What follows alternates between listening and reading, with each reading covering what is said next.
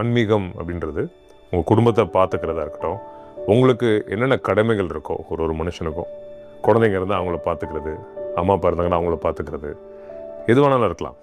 ஒருத்தங்க மனுஷங்களுக்கு ஒரு ஒன்று இருக்கும் இல்லையா? அது முழுமையாக பண்ணுறதும் ஆன்மீகம் தான்.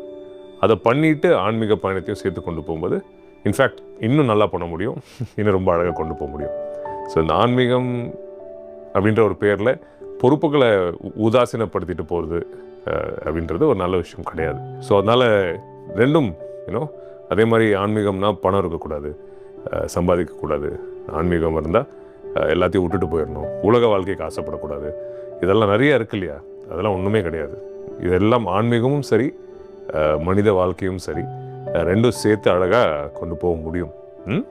அந்த ஒரு புரிதல் உங்கள் எல்லாருக்கும் இருக்கணுன்றது என்னோட ஒரு அன்பான ஒரு வேண்டுகோள். நான் எப்பயும் சொல்கிற மாதிரி உங்கள் எல்லாருக்கும் நான் இருக்கேன்.